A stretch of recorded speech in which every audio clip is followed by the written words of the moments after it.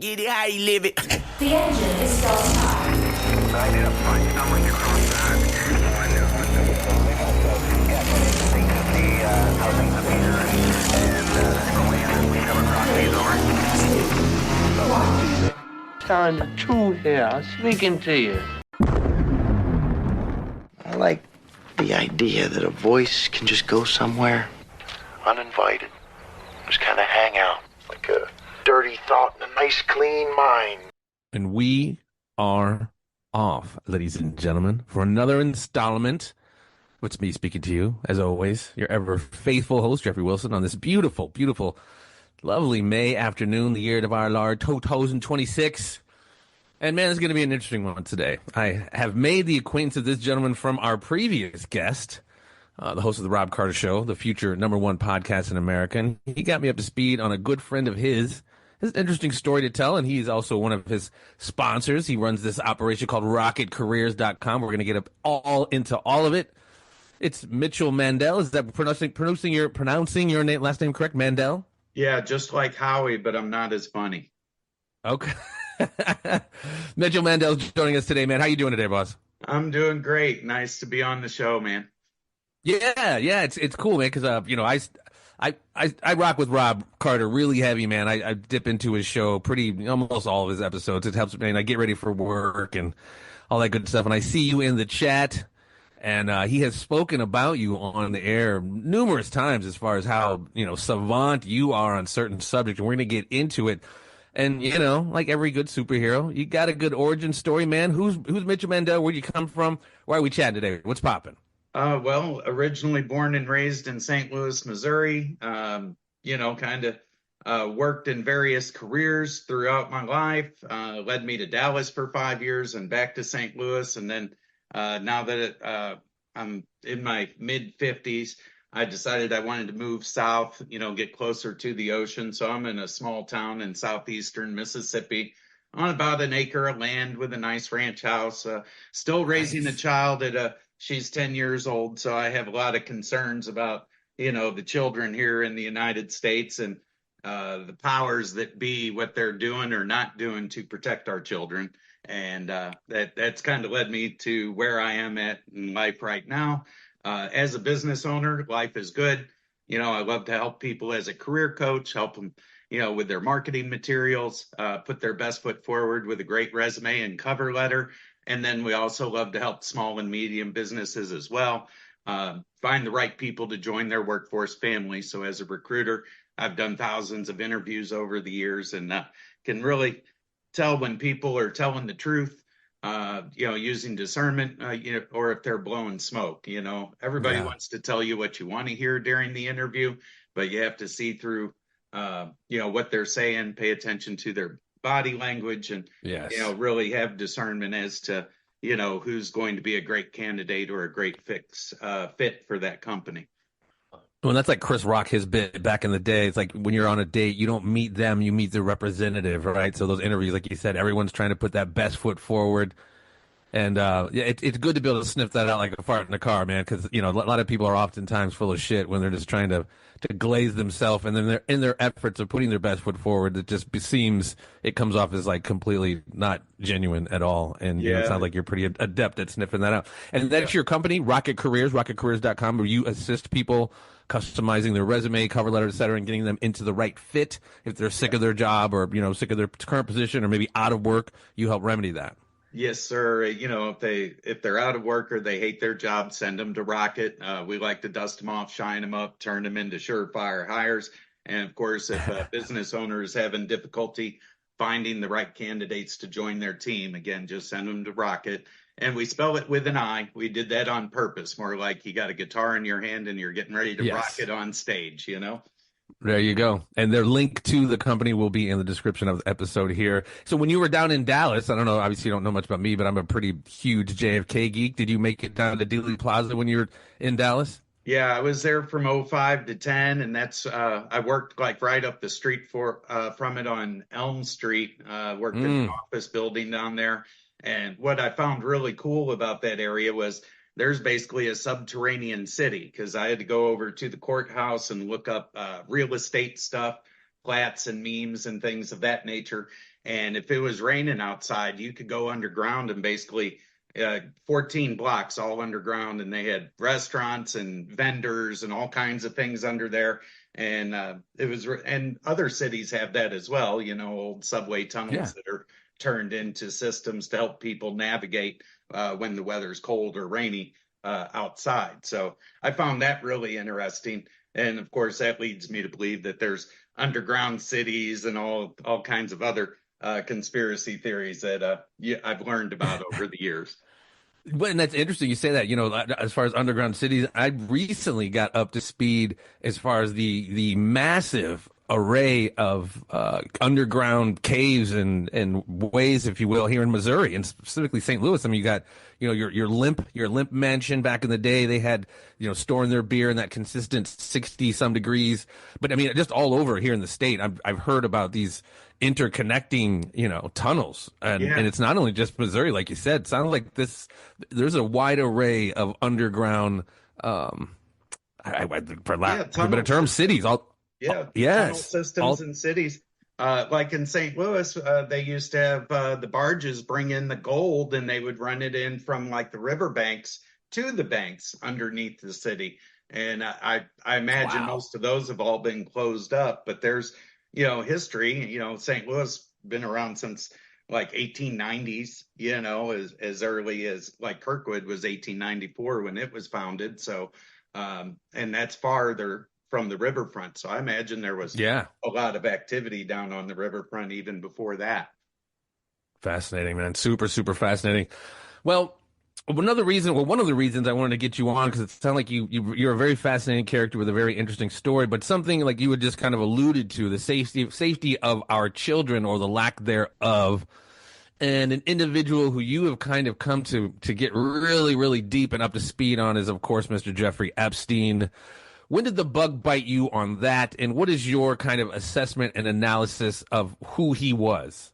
Well, Epstein, I believe, is just like one of many. I mean, he had his island and has, like 6, 7 different properties, one of which they're finally getting around to, the Zorro Ranch, checking out the grounds there, which that gives me hope. And I mean, it all went back to basically October of 2016. I read those Podesta WikiLeaks emails, and if you go through them, of course, pizza and ice cream and hot dogs and these food items were mentioned, but those words, of course, didn't make sense within the context of the sentence. And so then you go to the FBI website, and back in 2007, they published something that said these are the words that pedophiles use to talk to each other. And of course, it's, pizza and ice cream, hot dogs, walnut sauce, red sauce, and they all have dark meaning. And so you use that 2007 as a legend, and you plug it into the WikiLeaks emails, and there's your map. They aren't talking about food, they're talking about kids. And so once you know that they're talking about children, well, then the sentences make sense. You're like, oh, this is sickening. And so, of course, like the first night that it dropped and I was on the old computer, kind of reading through them, that just leads you to believe, well, if they're, doing this kind of stuff, what else are they doing? And so since then, in the last decade, I've pretty much gone down every rabbit hole, but this is the one that, for whatever reason, they gave a dog a bone and I couldn't let it go. And so, it led me to learn about Marina Abramovic. She was like a performance artist, but here she is in New York carving pentagrams into her stomach in the middle of the street and calling it art. And I understand people that like art have different tastes, but that didn't look kosher to me. And so your spirit cooking parties, etc., with your celebrities, your Lady Gagas of the world, and etc., etc. It's some dark shit, man. Yeah. And so people that are on the same page as me, I was one of few back in 2016. And like I say, now here in 2026, it's like I don't have to do research because there's so many other citizen journalists that are doing it now. But when I say so many, I doubt it's even 20% of Americans that know, because they're too busy with their lives, or they don't care, or they're apathetic, or they don't have empathy. So either too busy or whatever's going on with their life, they're not doing the pointing and clicking like this other 20% of people that are finally awakened to what I believe is true. But other people Yeah. ask them in the grocery store, they just call you a tinfoil hatter or, call you names, and before the Well, insults, and I think yeah, and I before, think not only is it apathy and people don't have time. I say this oftentimes on the show. I do conspiracy farm with Pat Miletich. I've said it oftentimes over the years. It's kind of a testament, in my opinion, kind of giving people the benefit of the doubt of sorts, if that makes sense. But it's a testament to people's humanity, if you will, to not realize how dark and deep this shit goes. Because right. I mean, I've been doing this conspiracies podcast for almost 10 years, and one specific episode. I don't know if you're familiar with her name. Her name is Barnett. What was her name? Fiona Barnett, I think her name was. Yes. She Yeah. just had insane story, and people, question the veracity of her claims. But after that episode, man, I looked at Pat and I was like, "Fuck, man!" I mean, it was dark, man. Just when hearing, and even if it wasn't real, I do, like I said in our conversation with Rob. I come from Iowa. I'm very familiar with Johnny Gosch, the Franklin scandal, all that stuff. So Right. it's within the realm of possibility that this stuff is really going on, and obviously it is. But I think to a lot of times it's a lot of people's, again, testament to their humanity. Like, there's no way Right. it could be this bad, and it's like, yes, unfortunately, it is that bad. And Yeah. I was going to ask you. You've been going down this rabbit hole for a while. Have you found it? I mean, not only just as a human being, but as a father, have you found it kind of spiritually and emotionally taxing to delve deep into this rabbit hole, knowing the Podesta files, the Epstein? I mean, knowing how dark it is, hasn't it exacted some kind of toll on you? Well, I'm not overtly religious. I mean, I'm not a Bible thumper or anything, but it's like, wear the full armor of God, because on the spiritual sense, there is a evil that persists, and they're calling it basically the 6,000-year-old satanic cult where they've been sacrificing children to their deities for Yes. ages.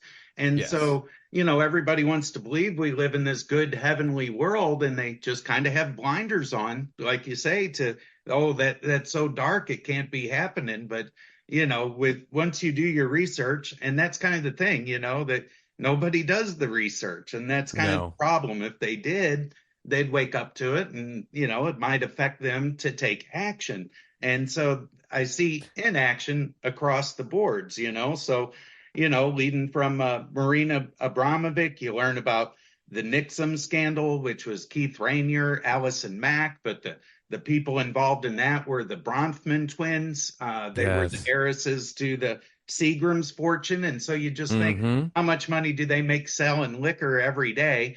They get tired of just playing tennis and doing polo, and what's going to excite them but some child sacrifice or child trafficking. And then you learn about Haiti in 2010 with Laura Silsby and the 9 other missionaries that went down there. How the Clintons got involved, hired a lawyer to get them freed after Laura Silsby and the missionaries got caught trying to traffic children from Haiti into the Dominican Republic. And it was the second. And let's drill on that real quick. Let's drill into that one real quick. It was after one of the Haiti earthquakes, or the earthquakes down there. The Clinton Foundation, like you said, Laura Silsby, literally down there trying to kidnap, like trying to snatch up a grip of kids, and was, I think, pinched at the border of pinched at some border. Yeah, and, Dominican Republic. Yeah. There you go. Yeah, and that was the thing. They tried to bring like 40-something children the first time, and the Haitian officials turned them around, and there was, no repercussions. But then like 2 or 3 days later, they tried again with 33 children. And of course, they were claiming that the parents died in the earthquake, and they were setting up a shelter in the Dominican Republic, but their paperwork wasn't right. So they got arrested on their second attempt. And then most of the missionaries went home within a few weeks. They got let go within the first 10 to 14 days. But Laura Silsby was the face that got on the news because she was down there for a full 6 months. And so the Clinton Foundation, or Hillary herself, because she was Secretary of State at the time, they hired a lawyer named Jorge Puello. And so Jorge Puello, which the United States government or the Clinton Foundation shouldn't have any doings in a judicial court in a foreign nation in the first place, but they did.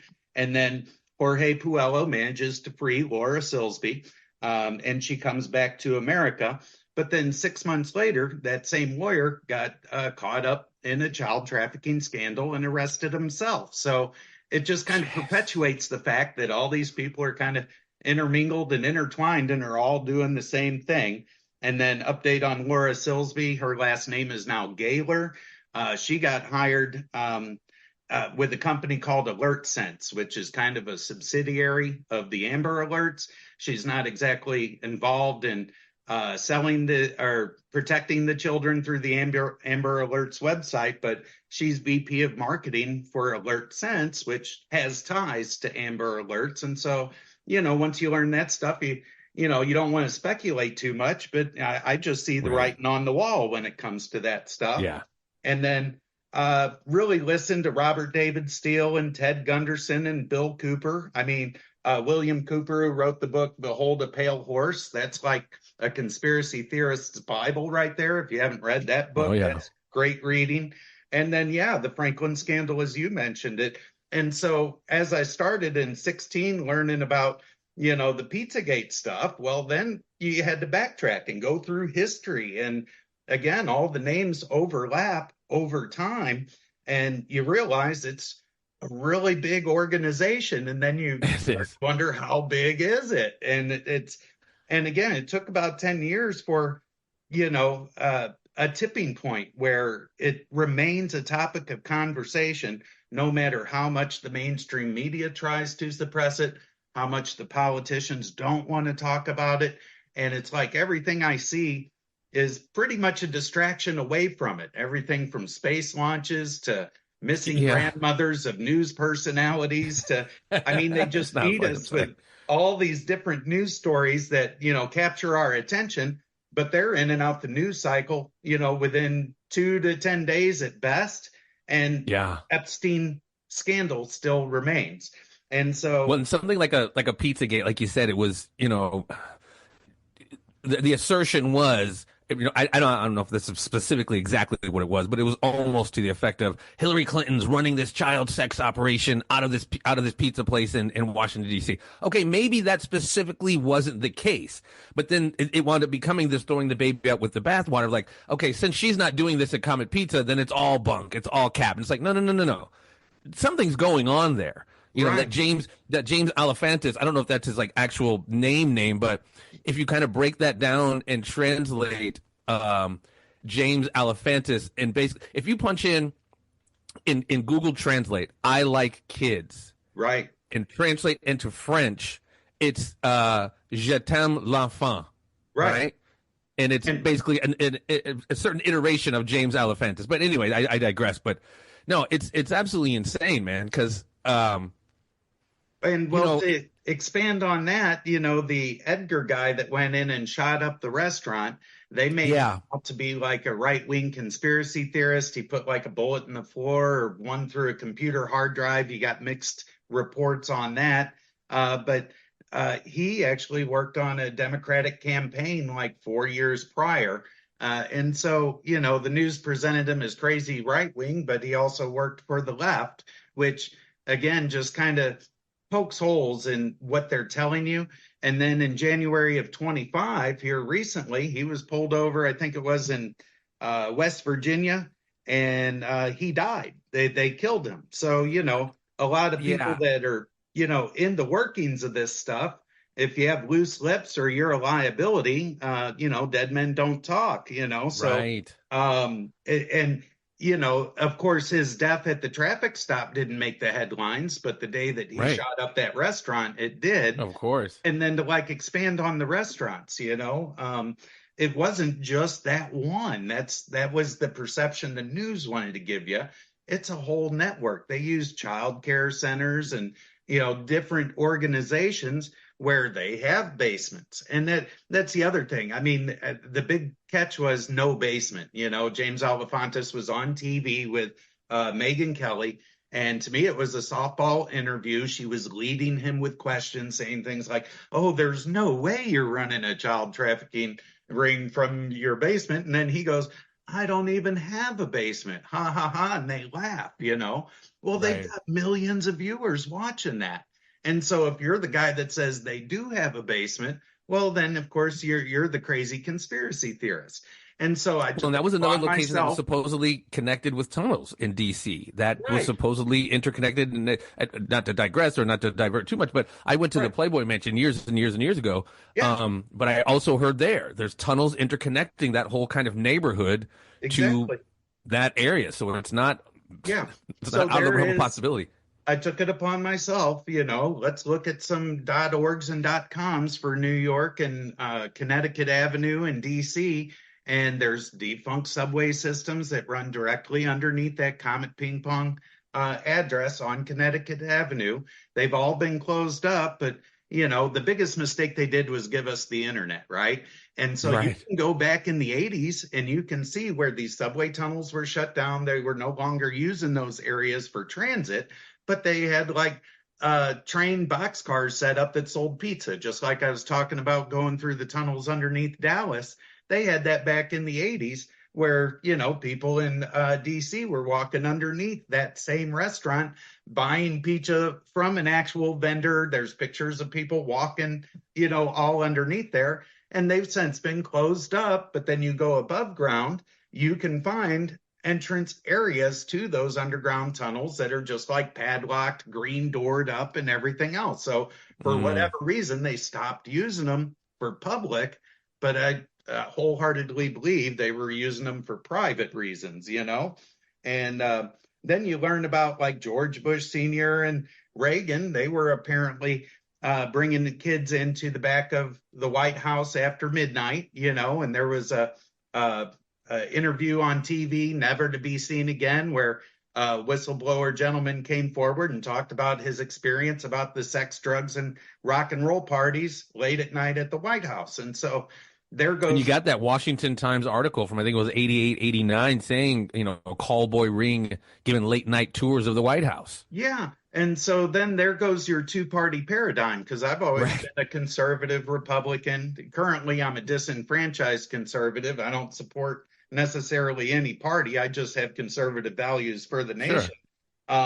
But yeah, it was like once you learn that, well, then who are the good guys? Who are the bad guys? Right. If they're all in it together. Once you learn that, one of my favorite presidents was Reagan growing up, and I didn't learn too much later about that article when I started, researching this stuff back in 2016. So I always say before 16, I was like everybody else. I was just at the red light, bobbing my head, enjoying my music, and, worried about how I'm paying my bills and all of that Right. stuff.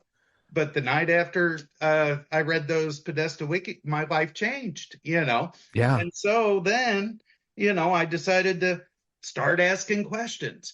And I started calling the FBI because that was my only avenue of communication. So got to the point where I was on first name basis with the FBI in St. Louis. I'd call them in the morning and say, hey, what's going on with this scandal, or what's going on with that one? Good morning, Mitch. And it was always kind of the gatekeeper. But I found, the operators more or less, they're just like you and me. They're just earning a check. They aren't really badged up or anything like that. They Right. aren't a true duty officer. But they would either be adversarial or argumentative or just straight up hang up on you. And so then I expanded. I started calling all the three-letter agencies. We're talking HHS, DHS, DOJ. I mean, I was just trying to reach out to everybody, because I was just getting shut down with every phone call I made. And so then you're scratching. And when did you start your head. reaching out? When did you start communicating with the agencies, if you will? Well, for 9 years. Okay. Okay. Probably around 17, I started dialing because, the more I learned, I was like, well, somebody's got to do something. Yeah. And so as an individual, I've learned you probably can't do a lot yourself. You would have to do something in mass. But I think I made a dent. And with that being said, yeah, HHS, DHS, DOJ, NSA. I mean, I called them all, but the FBI and CIA were kind of my main targets, when I was reaching out to them. And so fast forward, yeah, I moved down to Mississippi here. And like I said, a dog with a bone, I couldn't let it go. I was still calling them from my home here. and I got myself into a little bit of a trouble with, the state of Mississippi. Fortunately, I didn't get a federal charge, but I got a state charge for calling them excessively, and they said I made a terroristic threat. And so here I am. I'm looking at Epstein's Black Book. I've had the PDF file for forever, 290 something names on 91 pages. And I actually called numbers on there. Most of them are disconnected, but I actually talked to a few people that were on there. And, the last guy I called, he goes, "Oh, you're one of those loons calling about the Epstein list," and then subsequently hung up very quickly. So yeah, one day I made the call to the FBI. I think it was either Kansas City or Oklahoma City FBI, because I'd just look up their numbers on the internet and, start dialing, And I said something. I was looking at Alec Baldwin's name on that page, and I said, "Hey, more people are waking up to this, and you guys need to put these pedophiles behind bars because, they're going to be safer in prison than they will be on the streets." And first time I ever got through to a duty officer, the operator said, "Hold on." And so then the duty officer comes on and he introduces himself, and I tell him I'm Mitchell, and I only talked to him for about maybe 6 minutes. But he said, "So what, you want to kill all the pedophiles?" Now, mind you, in 9 years, I had never said the word kill on the phone to the FBI. I was pretty diplomatic in my approach. I didn't want to get myself in trouble. And so my response, and, I'm pleasant now, but when I'm talking about this, I get a little amped or heated. And I said, "Well, no, I personally don't want to kill the pedophiles myself, but somebody should." And that was about 4:30 in the afternoon in June of 2025. And 7 hours later, Perry County sheriff and officers were in front of my house and told me to come outside. And I had a bunch of questions before I opened the door, but nonetheless, I went out there and they arrested me in my front yard for a terroristic threat aimed at Alec Baldwin, some other celebrities, and a few politicians mixed in. So then I spent, 40 hours in jail because I had my daughter and nobody else down here to really help me. She got taken into CPS, which that freaked me out because I had my own suspicions about them anyway, because they're tied into it, So now my life is definitely messed up, and fortunately, I had the resources in order to bond out. But after 40 hours, now I had to spend like the next 2 months going through court process to get my daughter back from the CPS system. And by the time I know. By the time I got in front of the judge, he goes, "Well, there's no neglect, there's no abuse. Why do we even have her return this child to him immediately?" They said they should have given her back to me like after I bonded out, but the process had already started. So once you get into it was from the time you bonded out till you got your daughter back was about 2 months. Yeah, she had to live with a foster family and the whole nine. It really upset my home, Oh, jeez, brother. And here's the thing. I mean, here I am, the guy trying to. And I'm sorry, how old's your daughter? She's 10 now. So a year ago, she was 9 when that happened. Okay. She remembers it vividly, of course. And so, that weighs heavy on my psyche. But yeah, it was just kind of one of those things where, I'm trying to be the guy to expose the criminals, and all I see is inaction and ineptitude from law enforcement agencies nationwide. I see mainstream media not talking about it at all. And that's another topic about the news channels. I can go back to that. But yeah, now I've got this terroristic threat charge, which carried a prison sentence of 10 years. So I had to hire an attorney, and I go through all of that. And it was more like I had to be a deal maker. I wanted to be a warrior, but to protect my home and my child, I had to take a plea agreement. So now I'm currently on 3 years probation. I've done my intake and my first meeting with my probation officer. My second one's coming up here in June. And with that being said, it's 3 years, so I might be done with the papers in about 18 months. That's their rule. If you're a good boy, they'll let you off papers in half the time. But, here I am. I'm a business owner. I'm on the board of a charitable organization. And when you're the guy trying to expose the criminals, they make you out to be the criminal. Then you Yeah. really know that you're being run by criminals. And, Yes. and That's what I'm saying. They're coming after, you for making phone calls. And if they want to make some kind of interpretation of your phone calls being threatening, that's, one conversation. But it's like, but meanwhile, Podesta's walking fucking free. Hillary Clinton's, it's like all the criminals are still walking free. And you, who just raise some questions and, make some phone calls, yeah. you get your daughter taken from, that's infuriating to me, man. So join the club. I was quite livid when it happened, of course. And in comparison, like I said, I spent 40 hours in jail before I was able to bond out. And then here recently, they brought Prince Andrew in. I understand the law is different in the UK, but he was in and out of jail for 11 hours for, God knows what child charges they levied against him. And I heard recently that they went back and arrested him now. So I'm looking at that like, finally, progress. But how long does it take? I mean, it's not When even, they're all of them are expendable necessarily, in my humble opinion. If you know their names, they're not really running shit. So it's like even Prince Andrew, they don't mind throwing a few under the bus or whatever, just, some kind of symbolic. See, we're doing something. Right. We're doing something. And it's just like, it's crazy because it reminds me that my metaphor, my analogy is, and it's probably a terrible one, like it's a zombie movie, right? So you finally escape the fucking zombies and you're running. Oh my God, you see a house with the light on and you see a person, you tap that person on the shoulder. Oh, it's a cop, and you tap him on the shoulder and he turns on. He's a zombie too. So there's like literally no recourse for people trying to seek help, because that's literally what it is, man. Obviously how up to speed you are. You know how ubiquitous this plague is and what these twisted fucks are doing. Right. And they're so protected from on high. Yeah. They continue to do this shit with impunity.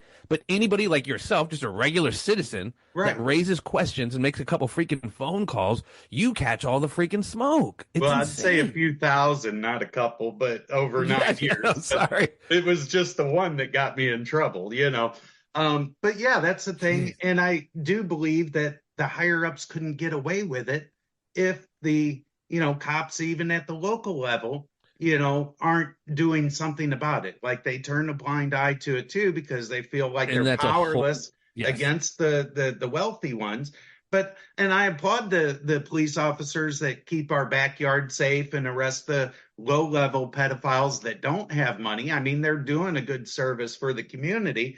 But at the same time, those same law enforcement officers took an oath to the Constitution to protect us against domestic terrorists. And so now I'm at the point where I believe at least 80% of Congress, Senate, and executive branch are all either complicit, compromised, or chicken shit. I call it the 3 C's.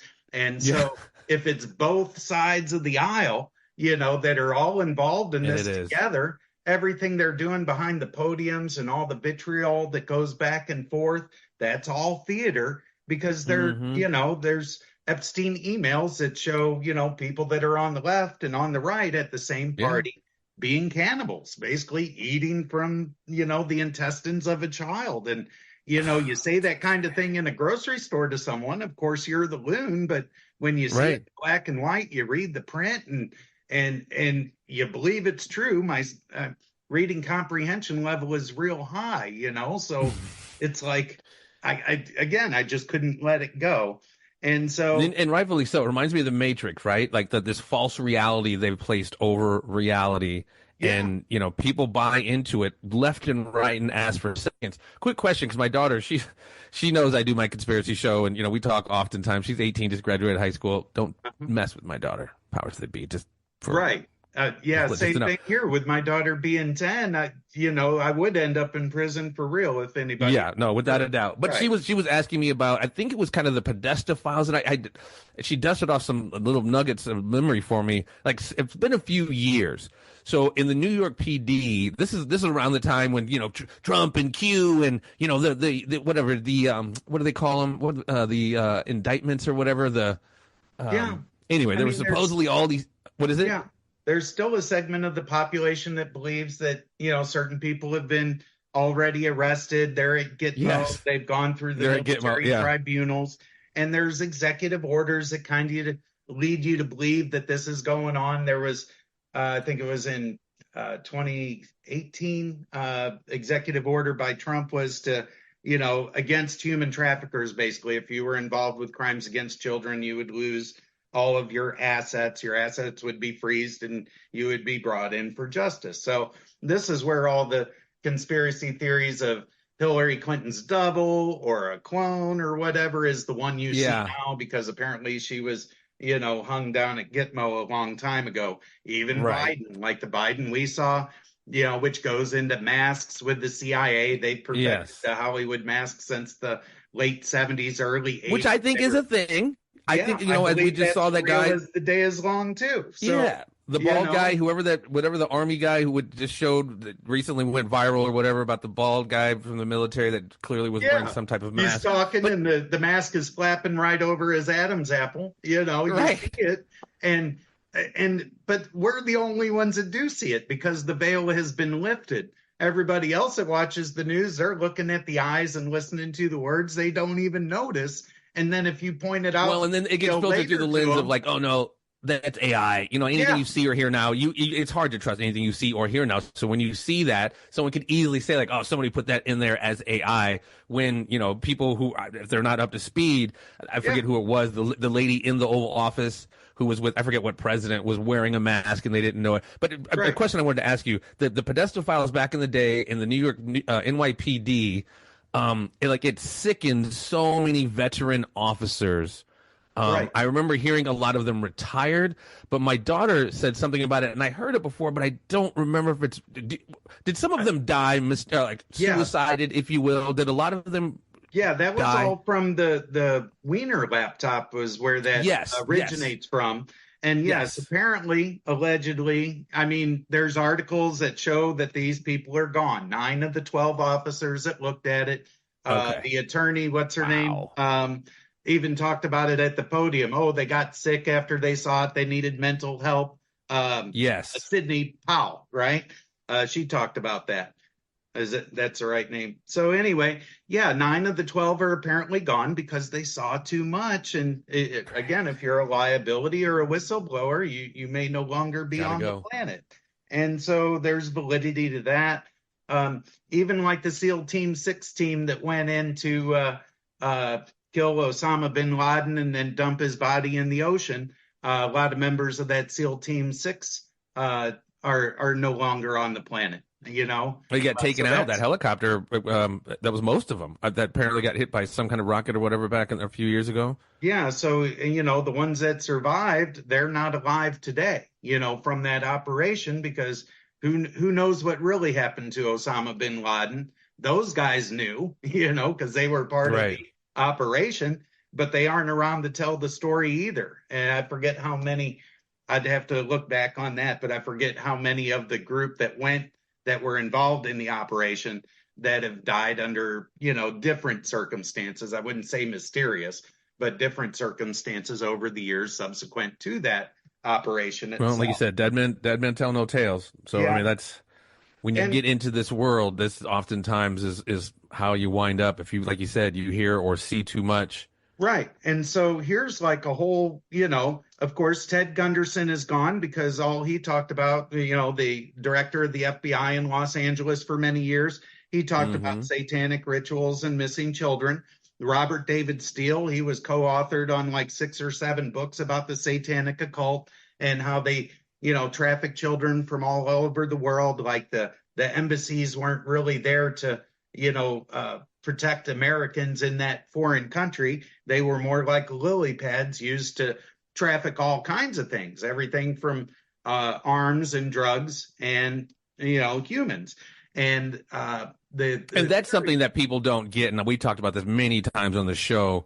The black market economy, if you will, of the trading in people's body parts, guns, drugs, arms, missile, weaponry, etc. And I don't know if you're familiar, back in the day, all the proceeds from these were filtered through and washed through companies like BCCI, Right. the Bank of Commercial Credit International, and then you got the HSB. I mean, these huge financial institutions washed this money, and obviously Wall Street's a huge part of it. And kind of like you were alluding to, I mean, this is going on in almost every major city, and it goes down on the level it's going down.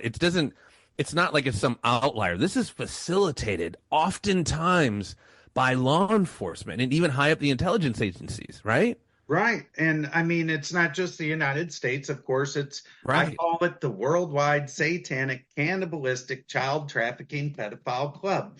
And so that's what I've dubbed it, because that's what I see it for. And so, it continues on. And then, of course, you have many names like Liz McKean and Jill Dando. They were both over in the UK, and they exposed like Parliament. Some people actually went to jail, like you said, the expendable ones. But, Right. it fruit. doesn't make a dent in the whole organization No. itself. Bill Cooper, the guy that wrote the book, Behold the Pale Horse, he's no longer with us. And his death was mysterious circumstances. A guy named Sean Cooper, he was trying to sue the Clintons for something. He was killed down in Florida. There's a woman named Sabrina Bittencourt who uncovered the John of God scandal, which brings Oprah into play. He was in Brazil, and he had the child Sean Lucas, trafficking. wasn't that his name? Sean Lucas, the guy that it worked for, God, I forget her name, Elizabeth Beck's husband, Jared Beck or something like that. He was the attorney representing the plaintiffs against the DNC or something like that. And I think his name was Sean Lucas. He was on record going to serve those guys, and he wound up just dying mysteriously in his bathroom or something like that. So like a few days before it was to go to trial or whatever. Yes, a few days before yes. it was to go to court. And then, Sabrina Bittencourt, she uncovered the thing in Brazil with John of God, which Oprah had John of God on her show, touted him as a spiritual healer. Well, he's in jail now for like 99 years. They got rid of him but apparently he was keeping women in cages, breeding them over and over again, and then selling the infants from Brazil to Europe for like 40,000 pounds or 40,000 lira. Is this the person you're referring to from Brazil? There was a video not too long ago I saw. She's crying. She's like, they're eating people.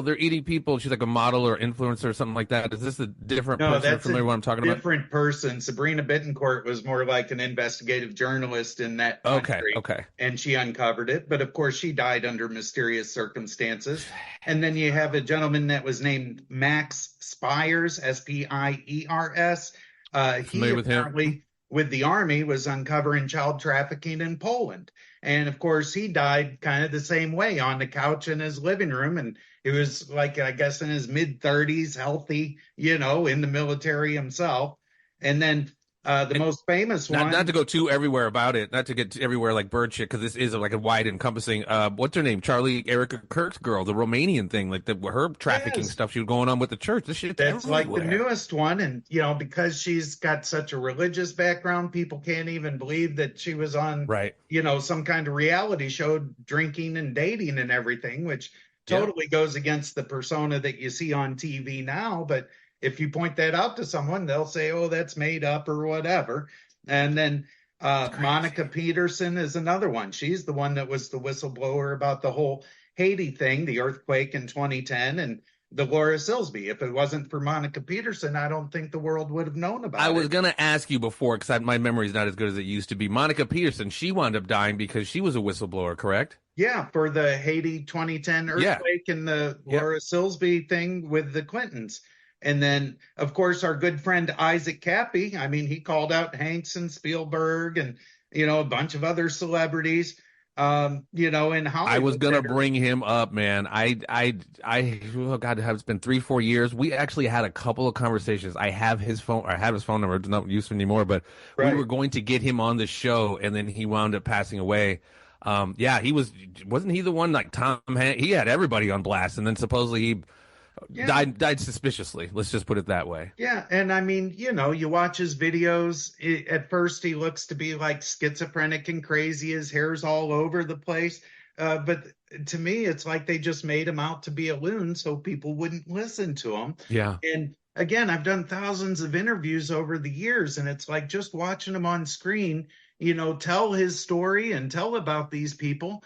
I find it genuine. I find it legitimate. I don't see him doing body language things that tells me he's making it up, So that just gives more. And on top of that, and then our good friend Seth Rich, pictured in the American shorts and t-shirt holding the Bud Light in his hand. I mean, he's a true American, and apparently he was the gentleman that got the thumb drive from the DNC that sent it to Julian Assange, which then ended up being the Podesta WikiLeaks emails. So Seth Rich, in my mind, is a hero because he exposed Pizzagate in a roundabout way, and of course, mugging outside his apartment. They didn't take his wallet or his money. Well, how do you mug someone and not take the proceeds from, hurting someone, killing them on the street? And then Ann Hecht, everybody's seen the video. Apparently she was talking, that's crazy, because she was girlfriends with Ellen DeGeneres. And, she gets wheeled into the back of an ambulance and pops up out the body bag still alive. But the news still said she's dead. Crazy, man. That was crazy. So, to me, it's like, 2 + 2 = 4, how many times do you have to add it up to all of these? And that's what they do. They give you individual occurrences. And so that you don't see that they're all connected. It's like, oh, this was one thing, that was the other. But once you start going down the trail and you see all the names that were implicated in doing these activities, and the people that were blowing the whistle about them aren't here to talk, and those people are still going to dinners, it's like, what are we going to do as a society to eradicate this horror story from our reality? I mean, and that's the question I always ask. I mean, it's like, where do you go to seek not just retribution, but like accountability? I mean, from the very, very on high, these people are protected. So it's all, I mean, I don't want to sound defeatist about it, but I mean, it's just like, is there anything that can be done? Because the people who are supposed to be enforcing the laws and making this accountability are participating or facilitating directly or indirectly in the proliferation of this bullshit. Right. So here's what I believe that people would need to do to enact change. Just think of like the Million Man March on Washington, D.C. They get roughly 1 million people there, right? And it makes noise, it makes money for organizations, but ultimately at the end of the day, nothing changes. And so I don't want to say revolution, I want to call it like a movement for good, right? But they say that in order to kick off a revolution, you need at least 3 to 4% of the population all to stand up at the same time, on the same cause, on the same day, at the same location. And so you do the math in America, there's 340 million something people. 4% of that is probably 11, 12 million folks. And if you got 12 million people to march on the Capitol on the same day at the same time for the same cause, that would get all the people that are on the fence that didn't believe it to join the cause. So then your 12 million turns into 15. And then just like sales, 2 plus, 2 customers turns into 4, 4 turns into 8. Once you got like 15 million people off the fence, the next day you'd have 30 million. And then the next day you'd have 60 million. And so that is what I believe would, tip the scales in our favor, where we could end child trafficking in mass, not only in our country, but worldwide. And the whole world's looking at America as like, you guys are still sitting on your duff. You're sitting on your hands. They're actually arresting people in other countries that's tied to the Epstein scandal, but no one's doing perp walks in the USA. So the rest of the world's like, come on, America. We thought you guys were the leaders. You're the strong and the brave, where's the men, because when you think about it, what's happening to these children is so horrific. And like our grandfathers and great grandfathers, they would have been tarred and feathered and rolled out on the rail the day they learned of it. There would be no complacency, or there would be no ignoring it, and so, it's like, how do we get to that point unless people get loud and get mad? And, going back to the news stations, I used to call KMOV every day in St. Louis, to the point where I I mean, I emailed stuff to them. I went through their website and found every email address available and then did bulk emails to them of, screenshots and documents and pictures and all this stuff I found over the years. Well, they blocked me. I still can't call them today for a tip line or anything. If I tried, I get a busy signal or I can't get through. And Kent Earhart, he answered the phone one day and physically threatened me, called me like, "Oh, keyboard warrior, come down here and I'll kick your ass." And I was like, "Really, Kent?" I mean, granted, he's just the weather guy, but, at the same time, it's like, why is he getting angry? Because I'm a concerned citizen about child trafficking rings.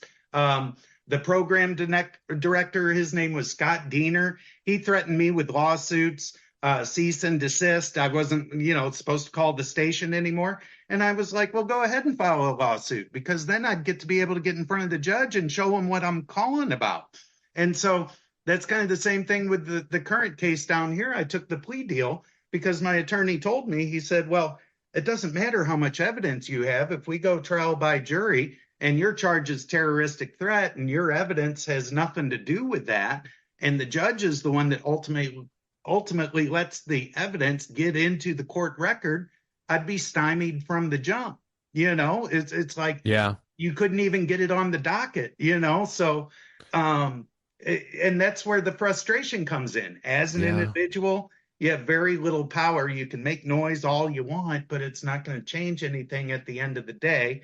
Again, you'd probably need 11 to 12 million people to rise up all at once. And the odds of that happening, you can't get more than 1 million people to stand up against abortion at one time on one day. And that's killing children, Yeah, exactly. So it's like, what's it going to take for, people to actually come together and see the dark forces for who they are and what they're doing, and then want to stop it collectively, Well, and that's what I'm saying. Like, the receipts are there. If you're halfway paying attention, like, it's not a puzzle and it's not hidden.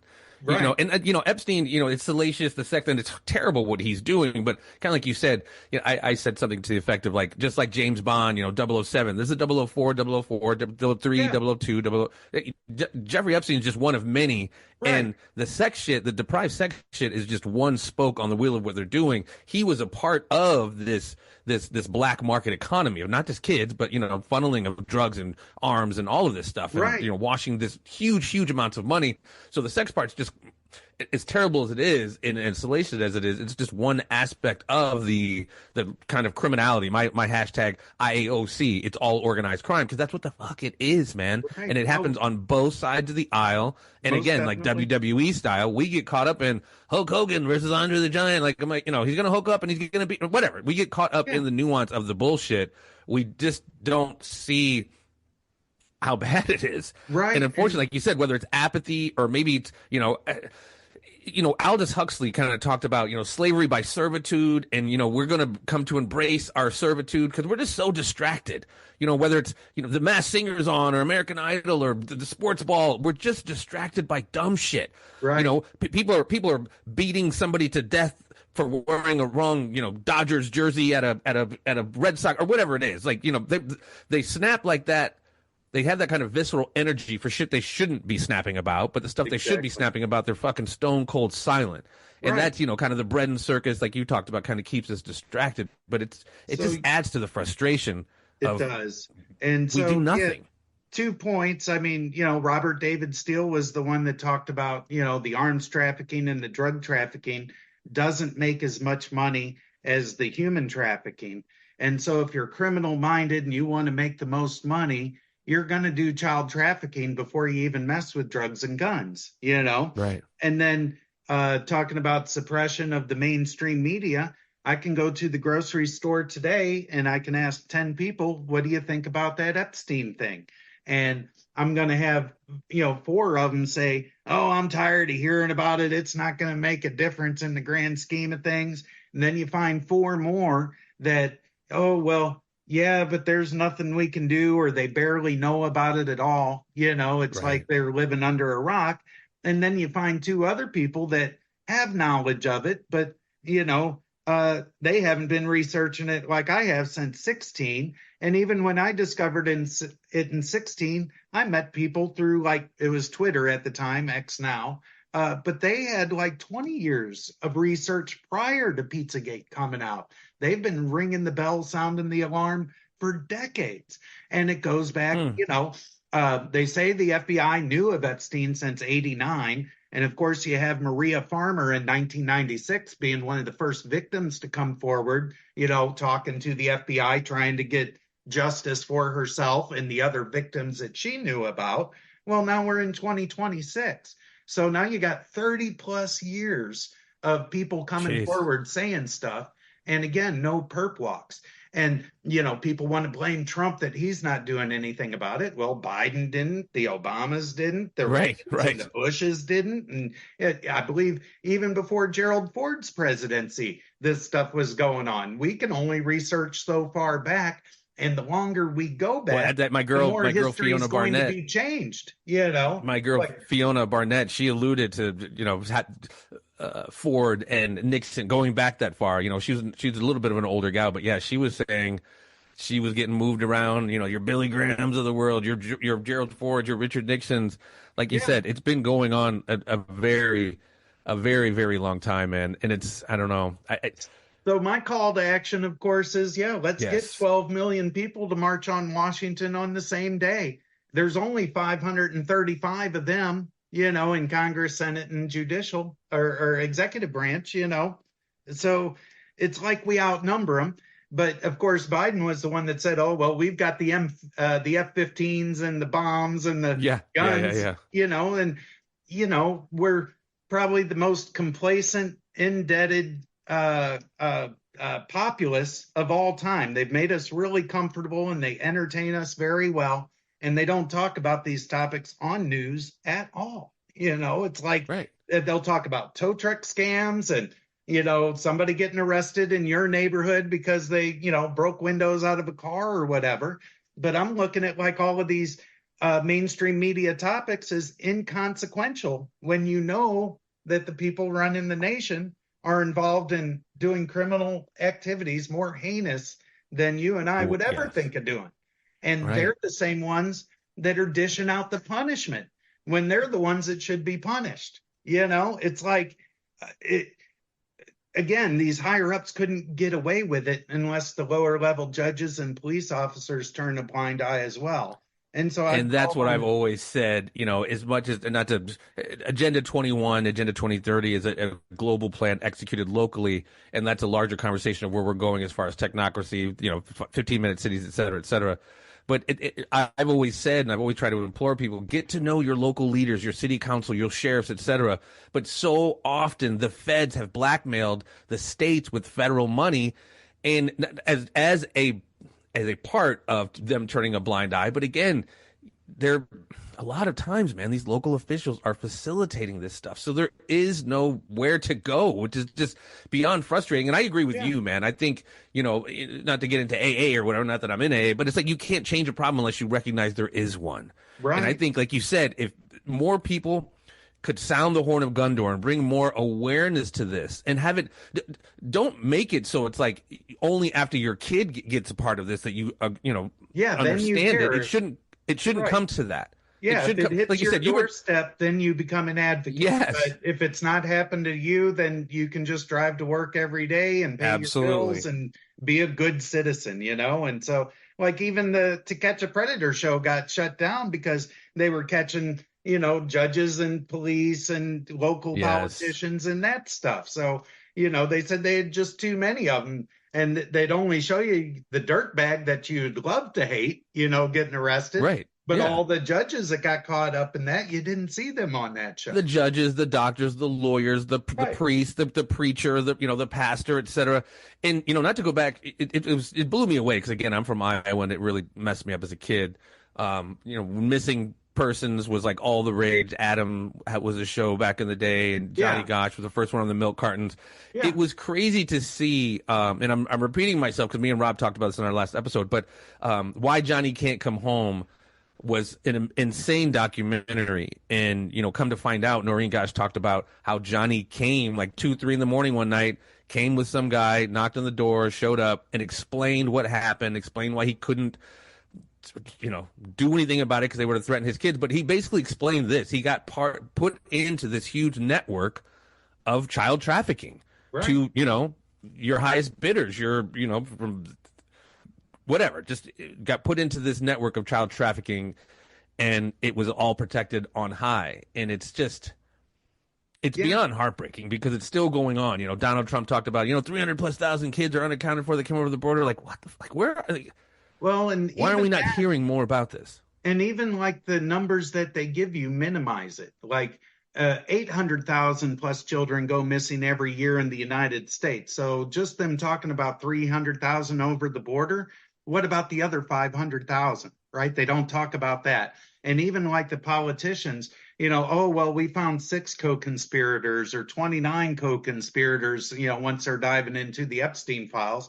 By my assertion, there's at least 3,500 plus, and the number goes up from there. I mean, it's like, 5 years ago, I would have only said there were 2,000. But, as more stuff comes out, my number keeps going up, So they minimize the problem. They tell you the numbers are small, and they tell you that they're taking care of it. When, like you say, they just get the expendable ones that got caught up too deep. And, talking about, you said earlier, the names you don't know. Everybody says, oh, well, it's controlled by the Illuminati or the 13 family bloodlines. Well, there's people above and beyond the bloodlines that you don't know their names. And they're the true controllers, And so, how do we defeat the worldwide satanic pedophile club? Like you said, been going around, Theo Vaughn, when he was on Joe Rogan, like they're slurping on our kids, like, it's kind of a throwaway line, but it's been going on for a long time, hundreds, if not longer. I mean, this is, like, again, rooted in some, Malachian, Luciferian, some dark, dark, dark shit. Right. And then on top of that, we watch the Rogans and the Alex Jones and the Candace Owens and the Tucker Carlsons, and, they got a big platform, or they got a big podcast with millions upon millions of people that they could influence. But they pit them against each other on purpose. And that's exactly the biggest thing is division. If they're on TV or they've got millions upon millions of followers, they're probably in the club too. I can't prove that myself. No, I've said it before, and this is kind of why we kind of pump the brakes. Our archives of the Conspiracy Farm stand on its own, and a lot of the stuff we talked about is just as relevant today. That the alternative news, alternative media was infiltrated a long, long time ago, and every name you just listed is a part of that. It's their mechanism. People say divide and conquer, whatever. It's kind of one and the same, but it's more divide and control. They don't want to conquer us necessarily. Yeah, they want to get rid of a bunch of us, do a depopulation program. We make all the goods. We push the buttons, like George Carlin said. Just smart enough to do the paperwork and do the job, but not smart enough to figure it out. It's the creation of the groups and then play the groups off against each other, right, left, black, white, whatever it is. But even within the subgroups, we're seeing breakups within the Republican Party, Trump and Elon Musk, or Trump and Tucker Carlson and Sean Hannity. So it's all, like you said, the division is what keeps everybody, like I say, they keep us in a state of not knowing whether to scratch our watch or wind our ass. Right. They can never allow us to be in a situation like, okay, I get it now. We always have to be in that limbic kind of fight or flight. And that's where we're the most kind of impressionable and all that other kind of manipulatable, if you will. Right. And I think, like you said, all that shit's by design, man. Yeah, the biggest is control mechanisms are fear and scarcity. So they make us scared of everything under the sun, and then they tell us there's not enough food, not enough water, not enough gas, not enough land, and we're worried about those things. And so, as long as we're divided and we're fighting amongst ourselves, that keeps us from uniting and being able to rise up against the true oppressors. They have us worried about inconsequential stuff rather than what really matters. And so my summary is that we have to get rid of the pedophiles at the top and work our way down, and once we get we have to en masse, like you said, collectively, we need to get hip to it. We need to en masse, not just this. The ripple effect of this conversation and other conversations like this are important, but we need to collectively en masse have these conversations and make these and recognize that this is what's happening, because nothing changes if nothing changes. And if in aggregate we get hip to it, that's cool. But we need a collective en masse awakening to make, because I don't know. overall, if we got rid of all those people that are doing these heinous things at the top, I believe 90% of the problems of the world would simply vanish. Because if they're the ones pulling the strings that dictate or control or shape our reality, and we cut those strings, then we could manifest destiny and create our own new reality, our new world, I without agree. child trafficking, without drug trafficking, without arms trafficking. I mean, there's still going to be crime, but Sure. it wouldn't be, covered up. We'd be Well, and able to actually know who systemic. the villains are. Right. And it's not as systemic and, And yeah, all planned in advance and all done by design. And again, you can't talk to people at grocery stores about it because No. next thing you know, you're in a straitjacket or a prison cell. So, I mean, that's ultimately it. If they can't control you, they have to control how people think about you. When you try to bring this conversation up, and whatever darling, like my dad, it really fucked my dad up. He was a huge Bill Cosby fan. And when all that stuff came out and hit my pops, dude, it really hit him hard. And that's the same with I was just talking to Rob a bit ago before we hopped on, this cult of personality with, Obama or Trump. Like, you just can't, people will just glaze these folks and just go down swinging with the ship, not willing to take the L of like, oh my God, he is doing, it's beyond me how people are so blind to. Yeah. And yeah, they are divided in the sense that, the right, when Biden was in office, oh, he's Creepy Joe, he's a pedo. Yes. And yes. now you got Trump in there, and apparently he's implicated in the files. We don't know if that's true or not, but at the same time, you got all the left screaming Orange Man bad and calling him a pedo now. It's like, just get the red. What was it? Together. 2 months ago. Let's become 2 months ago, purple. both sides. Yeah, both sides 2 months ago. And call out all the pedos together. Yes, you know? Yeah. But I think it was 2 months ago, both sides overwhelmingly voted to basically not pursue sexual harassment stuff in Congress. People who were involved in Congress and pursuing it. And it was overwhelming on both sides. Right. It wasn't like one was weeks ago, like maybe 3 weeks ago, right? Yeah, about that. Yeah, about a month. Yeah. And that's, for me, it's just like, that's all you really need to see. Right. So both sides are doing this. So the best thing we can do is just, like I say, get loud, and tell as many people as you can, because Johnny Appleseed, just keep spreading the truth, whether they think you're crazy or not. And like I say, I used to get insults all the time in 16 and 17, and it kind of weighed heavy on my soul there for a while, but now they call me names, and I was like, great, thank you. I appreciate it. At least you heard what I had to say, it's like, well, and we did this during COVID. Grow, I don't ever do the victory laps where I told you so. I'm never like, I'm right or whatever, but it's just like, especially during COVID, just in general, man, the messages I've gotten over the years, like, oh my God, man, I've learned so much from your show. I had no idea this and this was going on, which I find quite humbling. But I mean, I think it's people are slowly starting to get it, or they're slowly starting to get it. And, I don't know if there'll be like some mass awakening, but I mean, we can only hope for it. Right. But, and overall, I just want justice in this realm. I mean, I know when they get to the pearly gates, they'll get their final judgment, but man, I sure would like to see some perp walks before I die, That's especially, kind of is it really, I mean, any kind of injustice is messed up in my concern, but children, man, like, what? We can't, if we're not able to protect the most vulnerable, our children. Right. And something I wanted to bring up before we slide, I forget her last name, Virginia, the chick who was pictured. Gouffre. Yeah. Yes. Virginia Gouffre. Went on everywhere. I am not going to kill myself. Not going to happen. I love my life. And then she winds up supposedly killing her. I mean, it's just like, how many all more the of people these that say they're not suicidal end up getting suicided, they get suicided. So and even like in the prison system, they delve out more, just like they have to have separate cell blocks for the pedophiles so they don't get killed in the general population. Let's have some of that put them in protective custody. Justice, right? Yeah. That's what we need. That's honestly what we definitely need. And it's weird because, I mean, like you said, people maybe don't have time or interest, but if somebody could maybe just put together, collate maybe an hour or two documentary, just like each instance, like you can't say these are outlier situations anymore. This is the rule. not the exception. Like, oh, this happened over here. This happened over here. It has nothing to do with each other. I mean, this stuff is so intertwined and interconnected, whether you're talking about here in the U.S. and the Franklin Report or fucking Jimmy Savile, or, I mean, this is global. It's absolutely global. And, that I really believe COVID was brought about because the topic of conversation about Epstein was coming on a rise. And so you think back to like how they started a revolution back in the day. They met in the bars and the taverns and they handed out pamphlets and flyers.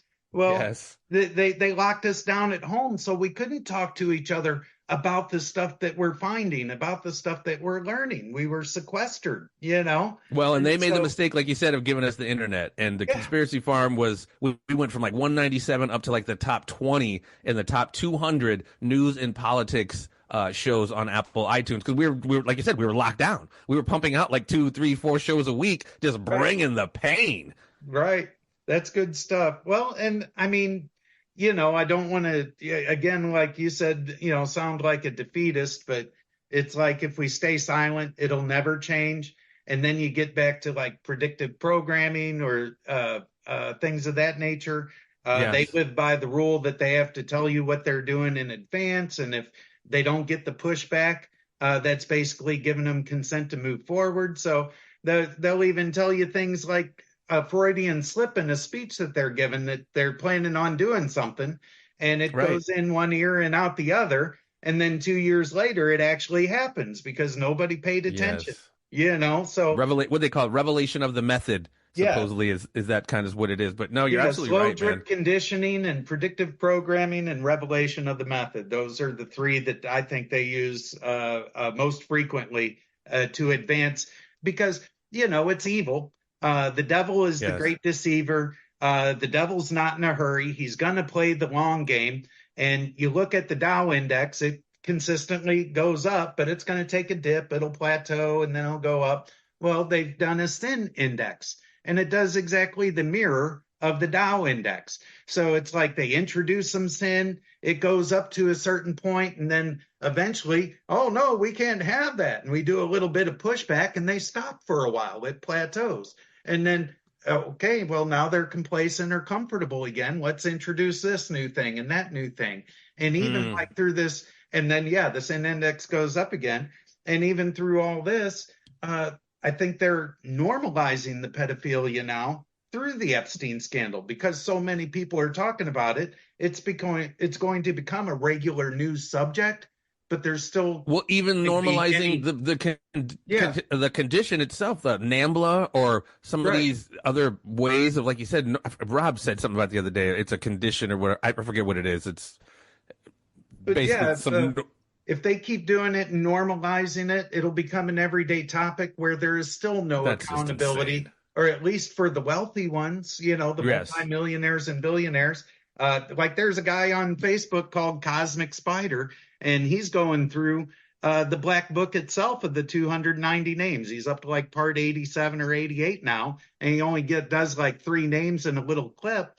But it shows like what company they work for, how much influence they have, and how much money they have. And it's like after 89 parts, and they're all multimillionaires and billionaires, which again, they're just getting tired of playing polo or tennis or going on vacation. Right. They got to go to these rituals after dark and party there together and do bad stuff together. And so, like you say, more people are learning, more people are finding out.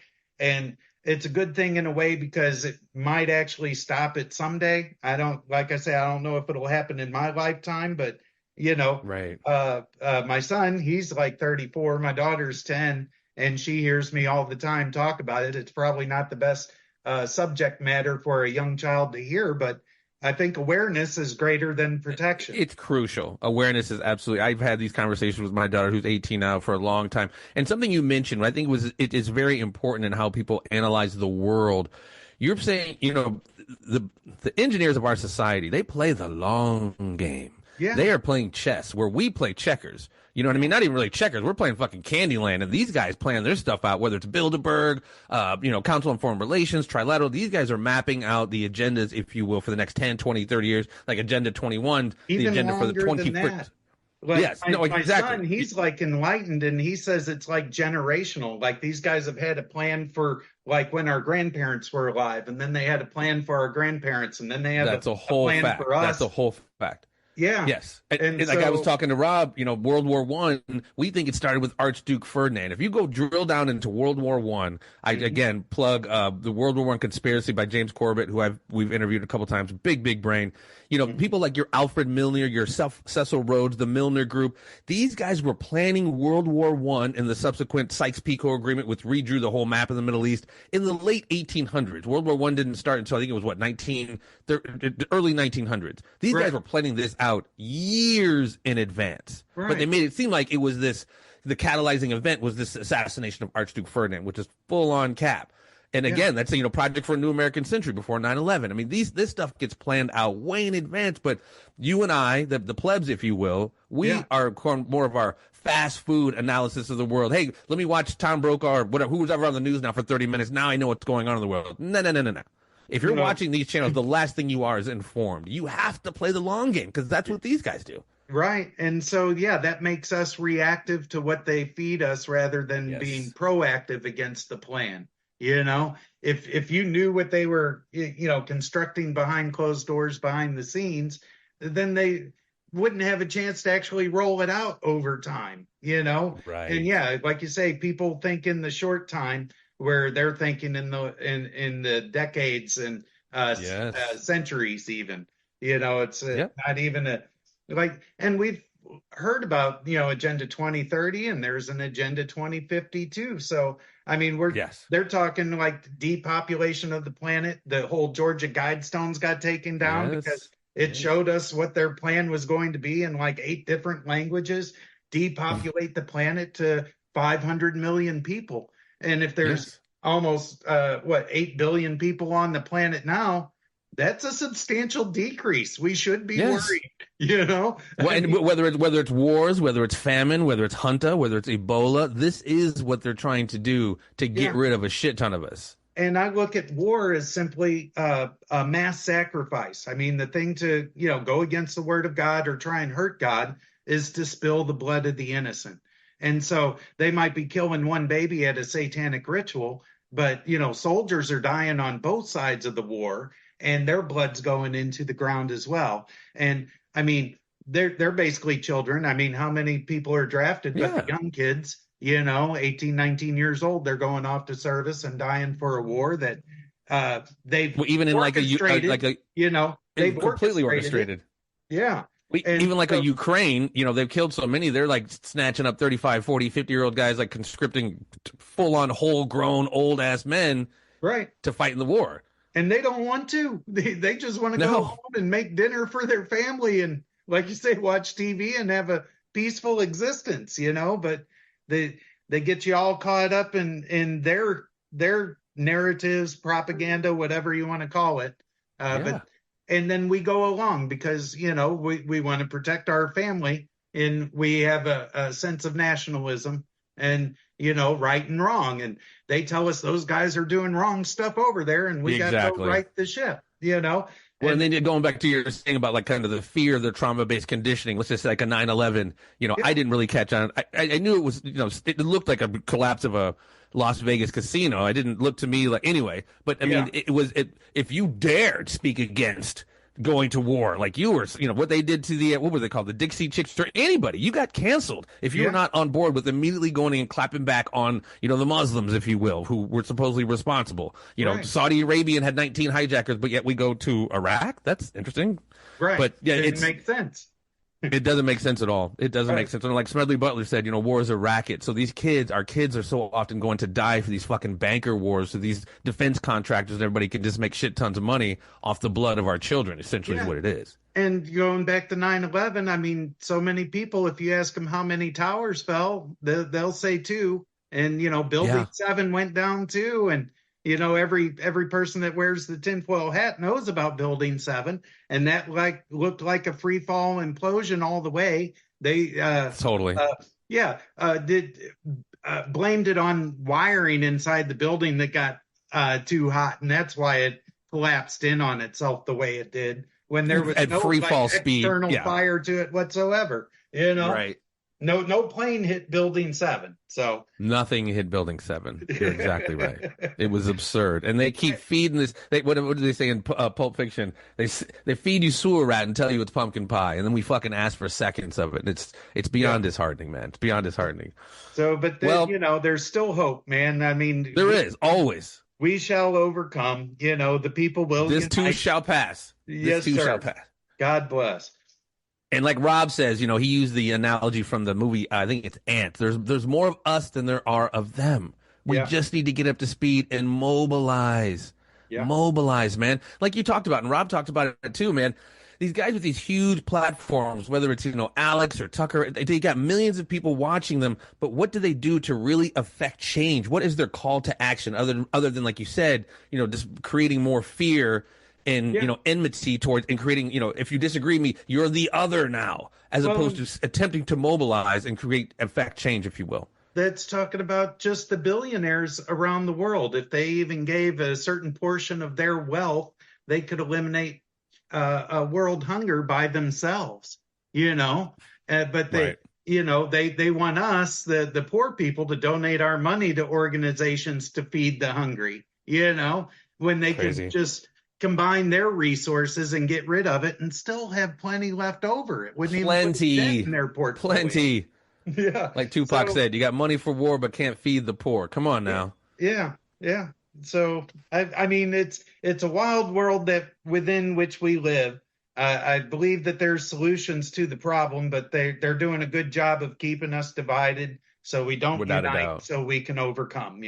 We shall overcome is the whole thing. And the change is going to come from us, not only from. I mean, we got to become aware of the problem that we're fixing first, but we must find ways to realize that we have way more in common than we do different, and we can't allow ourselves to be affected by these ways they're dividing us, because right. They'll win. It's going to be hard for your right winger to relate to the transgenders and the blue hairs on the left. Right. It's a big ask to say, well, put down your disagreements and see the problem for what it is. And again, let's eliminate the people that are doing these rituals at the top, and then everything else would fall underneath it. 90% of the problems of the world would go away because they're no longer in place to orchestrate and manipulate our future, our perception of reality.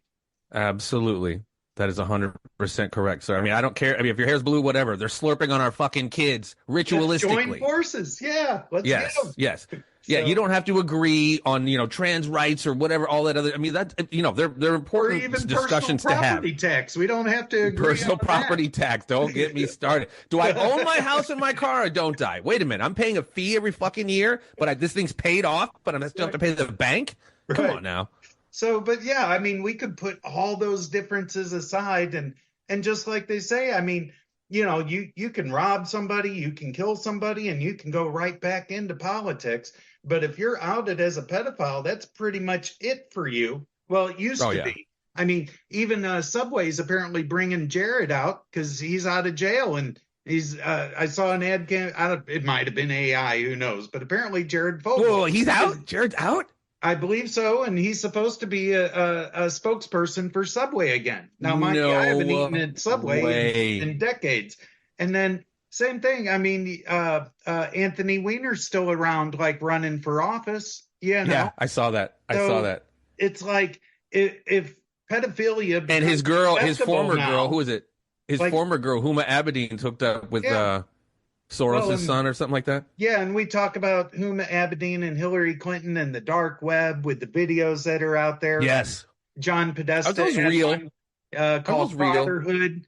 And then Huma and Hillary were allegedly in one called 310 to Huma, which is a play on the old war movie 310 to Yuma. And then, of course, the infamous Frazzle Drip.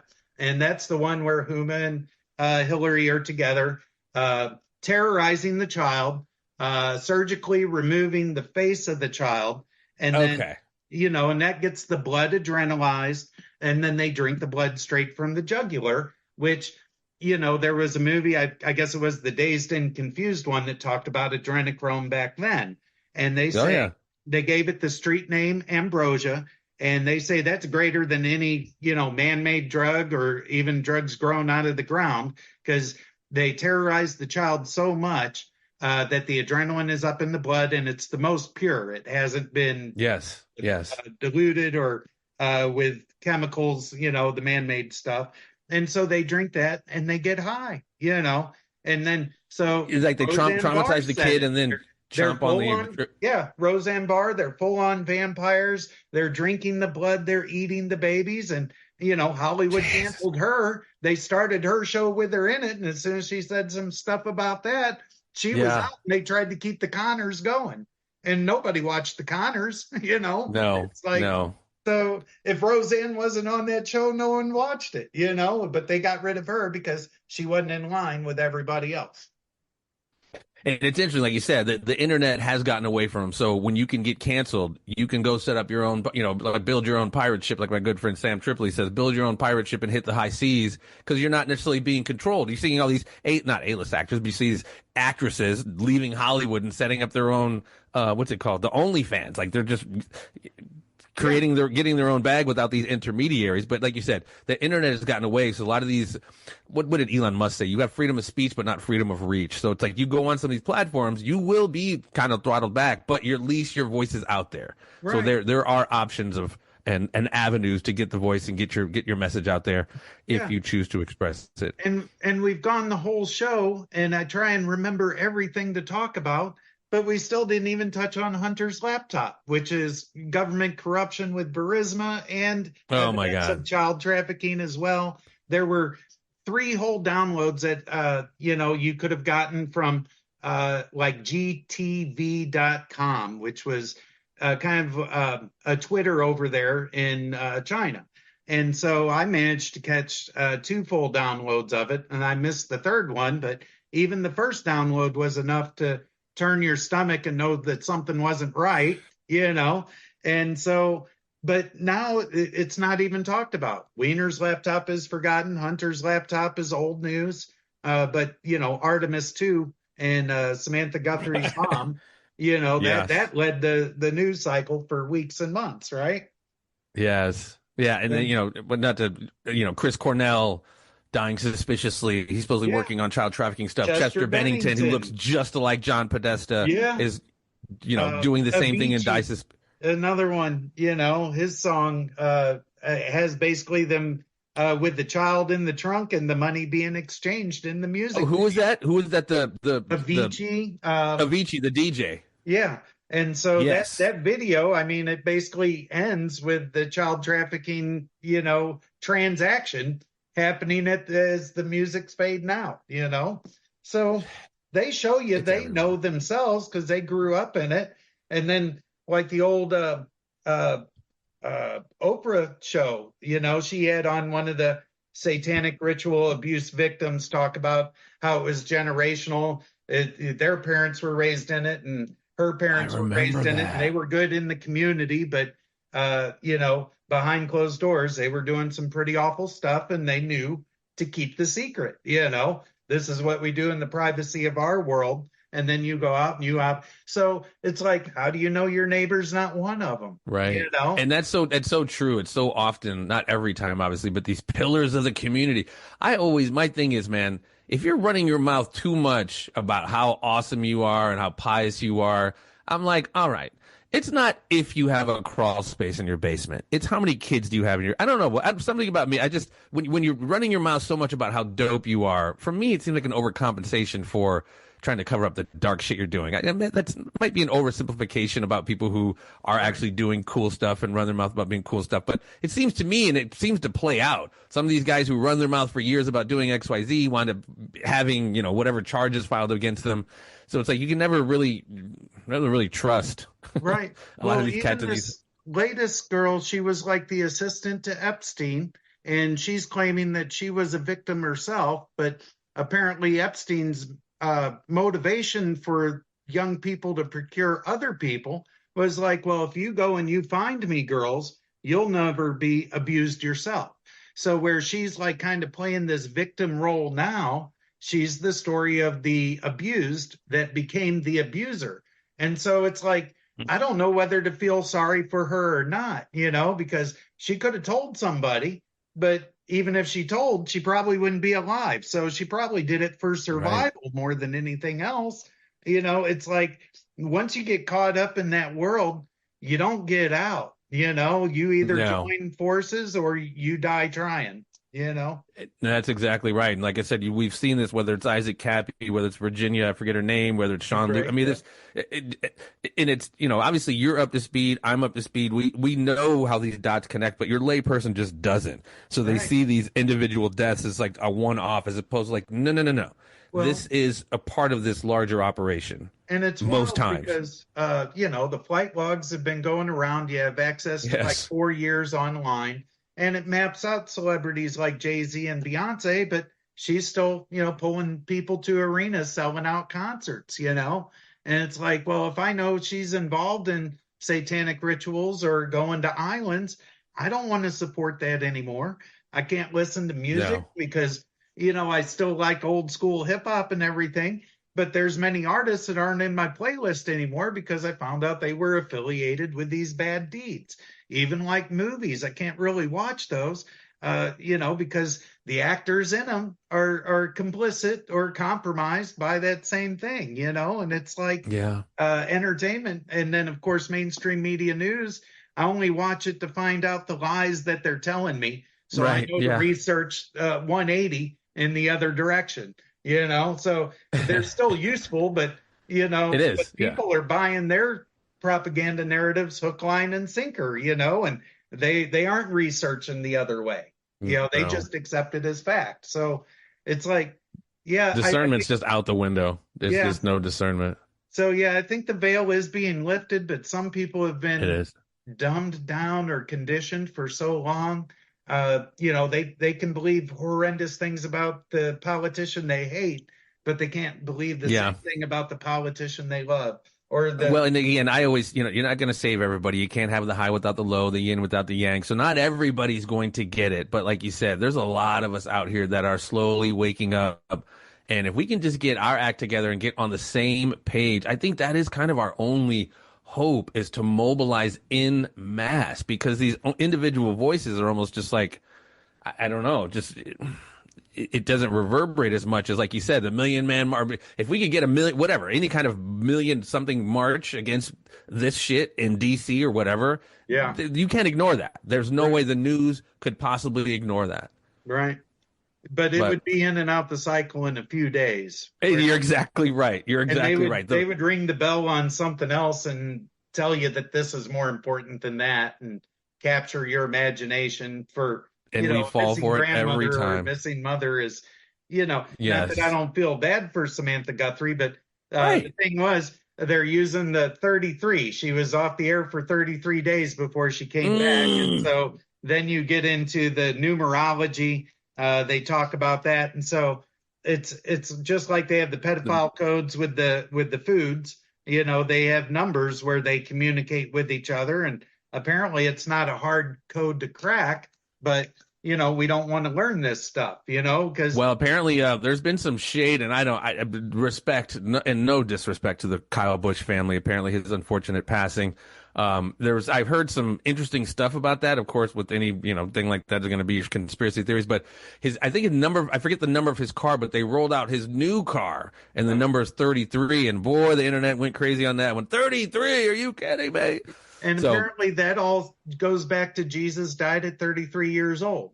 And so Yes. inversion is everything. And then the whole, everybody thinks Michelle Obama is a man. Well, that's inversion there. And just like church, we have Protestant and Methodist and Baptist and so on and so forth.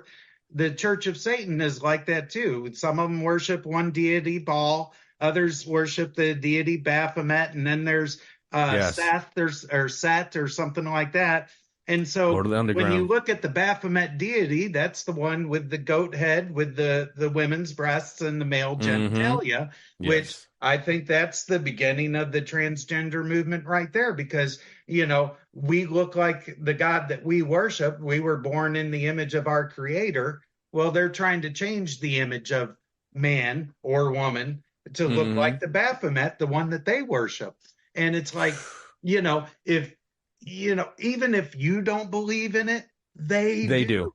do. They, yeah, And that's the exactly. thing. So Yes, they sir. believe Lucifer's the light bearer, and there's going to be an Hmm. antichrist that everybody's going to love and follow, which lines up with the New World Order. And then you get into the cryptocurrency with the biblical, the mark in the hand or in the forehead. That's Yes, going to be yes. your digital currency. And if you don't accept the mark of the beast, you won't be able to participate in society to purchase goods or And we services saw that or precursor sell. with the potential COVID vaccine. Let me ask you before I let you slide.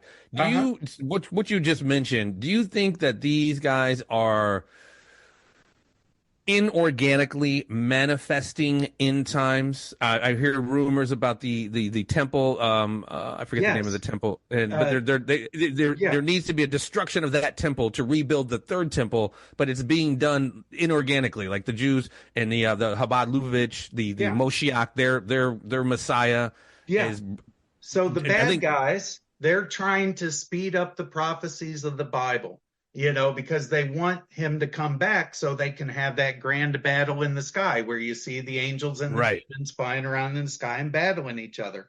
So they're trying to speed up the timeline, but I believe that God will do it in his own time. No matter what Right. they try and do in this realm, it's not going to speed it up whatsoever. It's going to happen when it's supposed to. So I but agree. the devil will, and if you look into the looking glass technology, apparently they fed in every scenario that they could, and it always ends with good defeating evil at the end. But they found the one timeline or the one path that's going to elongate it so they can hold on to their power, their fame, or their wealth as long as they can. And so again, the devil plays the long game. He's not in a hurry. And if they Mm. found that one timeline through the looking glass technology that lets them stay to, like, I don't know, 2080 versus 2060, they'll cause as much destruction and chaos and disorder and death that they can before that final day comes. So I don't have the date. That's the worst thing a conspiracy theorist can do is put a date on something, because then Right, when it right. doesn't come true, then you do look silly. Well, But they are well on their way, and I've always said, they seem like they're pumping the brakes on the Iran shit. This Iran war and the larger war must happen. It's not biblical prophecy. I always say you got to burn it down before you can build it back better. What they're trying to build back better, China's the model. CBDC, facial credit score, social credit score, facial recognition, 15-minute cities. This is going to be global. And yeah, it's hundreds of trillions of dollars that are going to be put into this building back better. But of course, the defense contractors have to make their shit tons of money over the right. course of the next several years, and Yeah, profiting from these wars. We're going to get rid of a bunch of right. people, but If as you we come make out of this, if you make it's going bullets to and be bombs, you got to use them. The military industrial yes. complex can't funnel money to their pals if they aren't starting a war somewhere. And And it's expanded. Yes, it was right, the military industrial complex, which Eisenhower warned us about. I call it now the military industrial telecommunication pharmaceutical complex, because all of these entities are making money. Like big yeah, ag is getting us sick. Pharmaceutical right, companies are keeping us sick. So it's yeah, like this huge apparatus of eugenics at the end of the day. It's at the end of the day eugenics, and they're going yeah, to get rid of a shit ton of people and then right. bring in their new system. And don't get me wrong, I mean, I love the United States and what it stands for, but we're supposed to be a peaceful nation and a loving nation.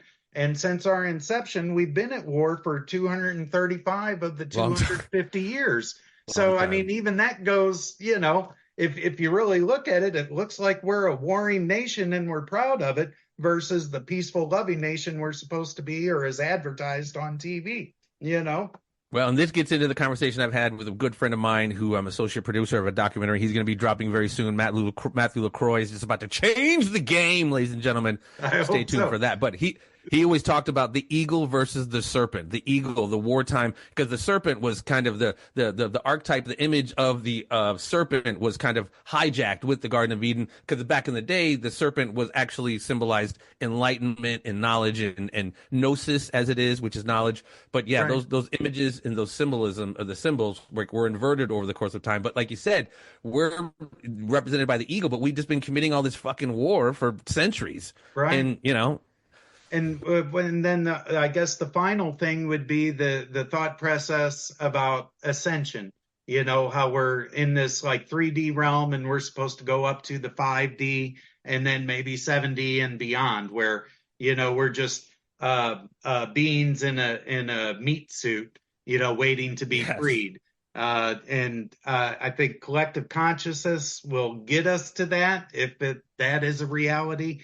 You manifest destiny, it becomes true. If you say it often and often over enough, it Absolutely. actually becomes your reality. And that's kind of the secret to life. If you dwell on negative things, you're going to have a negative life. If you believe that positive things are going to happen, granted, you have to take steps towards it every day to make it happen. But if you believe that it will happen and you keep putting effort forth in that direction and you have a positive attitude begets positive results. Visualization, It's an man. old adage Absolutely. for a reason, you know? Without a shadow of a doubt, man. So let's manifest Mitchell, man. destiny and eradicate these bad folks, you know? We got some work to do. We got, because Yes, there's plenty sir. of bad folks out here, man. Before I let you slide, one more time, man, shout us out a little bit about Rocket Careers, where they could holler at you if they are unhappy with their job, looking for a job. Talk to us a little bit once again about the service you provide at rocketcareers.com. Yeah, with Rocket Careers, I mean, just visit the website at rocketcareers.com, and rocket spelled with an I. We have free initial consultations for job seekers. They can sit down and talk with us on the Zoom room there for like 45 minutes to an hour, and we'll give them tips and tricks of the trade to help them, you know, kind of get their resume together on their own if they need to. At the end, we'll do a soft close and, you know, share our pricing of our services. We've got package deals and all of that good stuff. I will say we're inexpensive, so even somebody that's out of work, they can afford to utilize our services. 70% of our clients are gainfully employed within 6 to 8 weeks after utilizing our packages. And these are people that have been out of work for like 4 months to a year. You know, everything they're Nice. doing's not working. So, well, hey, let's do something different. So, again, just a great marketing package, help them put their best foot forward with career enhancement strategies to help them get through the whole process. Everything from like the negotiation phase to what you do in your first 90 days on the job to solidify your position in your new career. And we always call it like the happy job. Like most people are looking for their dream job. I believe in the happy job because if, again, another old adage, if you love what you do and you whistle while you work, you get paid for having fun. It doesn't even feel Exactly. like you're working. And then Right.